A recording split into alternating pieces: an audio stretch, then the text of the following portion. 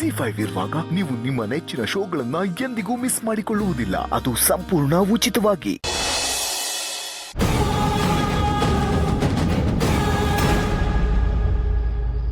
ಸದ್ಯ ಅವನು ನನ್ನ ಹೆಸರು ಬಾಯಿ ಬಿಟ್ಟಿಲ್ಲ.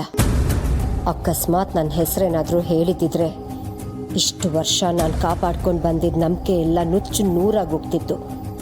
ಒಂದೇ ದಿನದಲ್ಲಿ ನನ್ನ ಕತೆನೇ ಮುಗ್ದು ಹೋಗ್ತಿತ್ತು. ಉಪ್ಪು ತಿಂದವರು ಚೆನ್ನಾಗಿ ಕುಡಿ, ನೀರು ಕುಡಿಲೇಬೇಕು. ಏನು ಹೇಳ್ತಿದ್ದೀರಾ ನೀವು? ಅರ್ಥ ಆಗ್ತಿಲ್ವಾ? ತಪ್ಪು ಮಾಡೋದು ಅಂದರೆ ಉಪ್ಪು ತಿಂದ ಹಾಗೇನೆ. ನೀನು ಮಾಡಿರೋ ತಪ್ಪಿನ ಬಗ್ಗೆ ಹೇಳ್ತಾ ಇದ್ದೀನಿ. ತಪ್ಪ? ನಾನು ಯಾವ ತಪ್ಪು ಮಾಡಿದ್ದೀನಿ? ಜಾಗದ ವಿಷಯದಲ್ಲಿ ನಿನ್ನ ಕೈವಾಡ ಇದೆ ಅಂತ ನನಗೆ ಚೆನ್ನಾಗಿ ಗೊತ್ತು.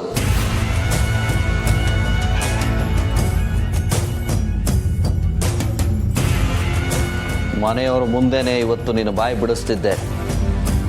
ಆದರೆ ಇವತ್ತು ಮನೆಯಲ್ಲಿ ಯಾರ ಮನಸ್ಸು ಸರಿ ಇಲ್ಲ. ನೋಡಿ, ಸುಮ್ಮನೆ ಏನೇನೋ ಹೇಳಬೇಡಿ. ನನಗಂತ ಸಣ್ಣ ಬುದ್ಧಿ ಇಲ್ಲ. ನನಗೇನೇನು ಬೇಕೋ ಈ ಮನೇಲಿ ಎಲ್ಲ ನನಗೆ ಸಿಕ್ಕಿದೆ. ಅಂಥದ್ರಲ್ಲಿ ನಾನು ಯಾಕೆ ದುರಾಸೆ ಪಡಲಿ? ಆ ಜಾಗನ ಇಟ್ಕೊಂಡು ನಾನೇನು ಮಾಡಲಿ? ಆ ಜಾಗದ ಬಗ್ಗೆ ನಿನಗೆ ಆಸೆ ಇದೆ ಅಂತಲ್ಲ ನಾನು ಹೇಳ್ತಿರೋದು.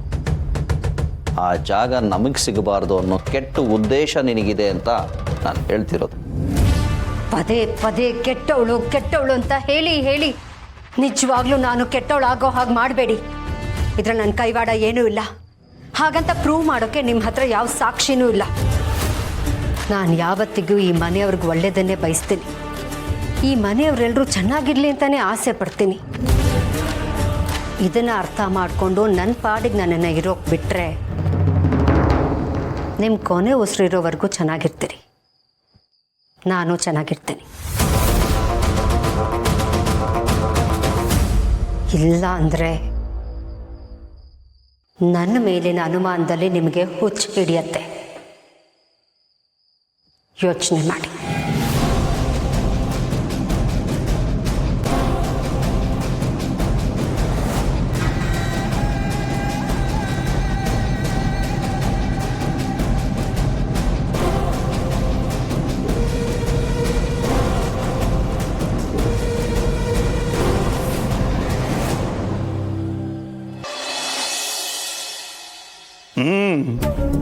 ಹೇಳಿ ಲಾಯರ್ ಸಾಬ್ರೆ.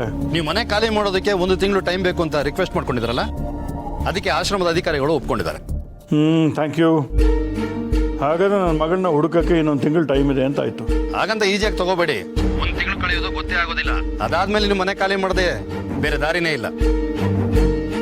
ಅಯ್ಯೋ ಆಯ್ತಪ್ಪ, ನಾನು ನೋಡ್ಕೋತೀನಿ.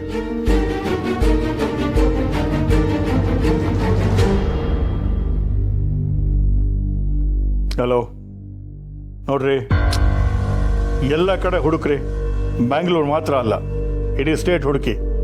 ನನಗೆ ಟೈಮ್ ಇಲ್ಲ. ನನ್ನ ಮಗಳು ನನಗೆ ಬೇಕು.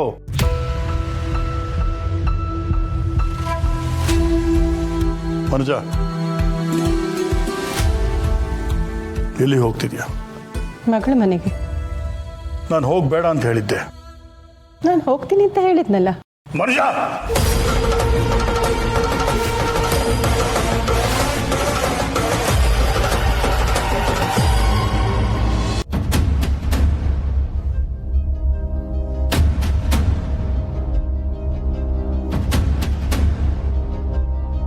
ಇನ್ನೂ ಕಾಲ ಮಿಂಚಿಲ್ಲ. ಈಗಲಾದರೂ ಬದಲಾಗಿ ಆ ಮನೆಗೆ ಬಂದು ಎಲ್ಲರ ಹತ್ರನೂ ಕ್ಷಮೆ ಕೇಳಿ. ಮಗಳನ್ನ ಆ ಮನೆಗೆ ಕೊಟ್ಟಿದ್ದೀವಿ. ಸಂಬಂಧ ಹಾಳು ಮಾಡ್ಕೊಳಕ್ಕಾಗಲ್ಲ. ನೀವು ಅಲ್ಲಿಗೆ ಬಂದು ಕ್ಷಮೆ ಕೇಳಿದ್ರೆ ಅಟ್ಲೀಸ್ಟ್ ಆಗಾಗ ಮನೆಗೆ ಹೋಗಿ ಬಂದು ಮಾಡ್ಬೋದು. ನಾನು ಸಾರಿ ಕೇಳೋದ? ಅವರೇ ನನ್ನ ಮನೆಗೆ ಬಂದು ನನ್ನ ಮುಂದೆ ಸಾರಿ ಕೇಳಿ ಮನೆಗೆ ಕರ್ಕೊಂಡು ಹೋಗ್ಬೇಕು. ಅಲ್ಲಿವರೆಗೂ ಆ ಮನೆ ಕಡೆ ನಾನು ತಿರುಗೂ ನೋಡಲ್ಲ. ನಿನಗೇನಾದ್ರು ನಮ್ಮ ಮಗಳನ್ನ ಮಾತಾಡಿಸ್ಬೇಕು ಇಲ್ಲ ನೋಡಬೇಕು ಅನ್ಸಿದ್ರೆ ಅವಳನ್ನೇ ಇಲ್ಲಿ ಕರ್ಸೋಣ. ನೀನು ಅಲ್ಲಿಗೆ ಹೋಗೋದು ಬೇಡ. ನೋಡಿ, ನಾನು ಅಲ್ಲಿಗೆ ಹೋಗ್ತಿರೋದು ನಮ್ಮ ಮಗಳಿಗೋಸ್ಕರ ಮಾತ್ರ ಅಲ್ಲ. ಅಲ್ಲಿಯವ್ರೆಲ್ಲರೂ ನನಗೆ ಬೇಕು. ಅವ್ರ ಜೊತೆ ಸಂಬಂಧ ಚೆನ್ನಾಗಿರಬೇಕು. ಅದಕ್ಕೋಸ್ಕರ ನಾನು ಅಲ್ಲಿಗೆ ಹೋಗ್ತಾ ಇರೋದು. ನೋಡಿ, ಕೆಟ್ಟ ದಾರಿಯಲ್ಲಿ ನಡಿಬೇಕಾದ್ರೆ ಎಲ್ಲರೂ ನಿಮ್ಮಿಂದ ದೂರ ಹೋಗ್ತಾರೆ. ಅಷ್ಟೇ ಅಲ್ಲ, ಆ ರೀತಿ ನಡಿಬೇಕಾದ್ರೆ ಆ ದಾರಿ ಚೆನ್ನಾಗಿದೆ ಅಂತಲೇ ಅನಿಸುತ್ತೆ. ಆದರೆ ಕಡೆಗೆ ಆ ದಾರಿ ನಿಮ್ಮನ್ನು ಪ್ರಪಾತಕ್ಕೆ ತಳ್ಳುತ್ತೆ. ಅದಕ್ಕೂ ಮುಂಚೆ ಎಚ್ಚೆತ್ಕೊಳ್ಳಿ.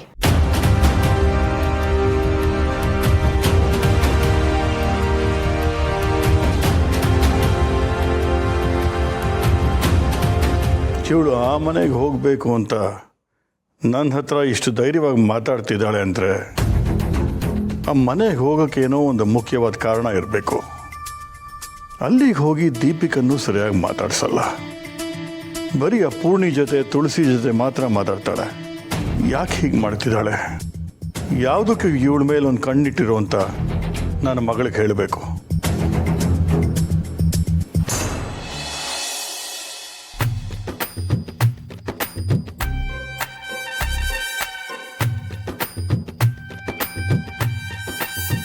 ಈ ಸಿರಿ ಅಡಿಗೆ ಮನೆ ಡಬ್ಬಿಗಳಲ್ಲಿ ದುಡ್ಡಿಡ್ತಾಳೆ ಅಂತ ಗೊತ್ತಾಯ್ತು. ಆದ್ರೆ ಇಷ್ಟೊಂದು ಡಬ್ಬಿ ಇದೆಯಲ್ಲ, ಯಾವ ಡಬ್ಬಿಲಿ ಇಟ್ಟಿರ್ತಾಳೆ?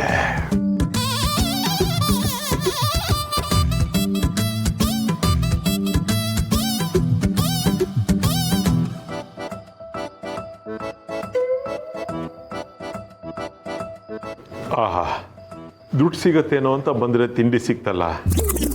ಇರಲಿ, ಎಷ್ಟೇ ಊಟ ಮಾಡಿದ್ರು ಈ ಥರ ತಿಂಡಿ ತಿನಿಸು ನೋಡಿಬಿಟ್ರೆ ಬಾಯಲ್ಲಿ ನೀರು ಬಂದ್ಬಿಡುತ್ತೆ, ಹೊಟ್ಟೆಲಿ ಹಸು ಶುರುವಾಗುತ್ತೆ.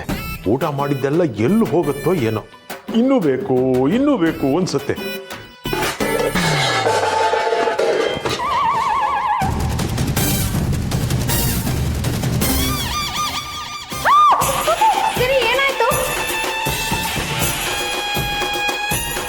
ಏಯ್, ಯಾರೋ ನೀನು?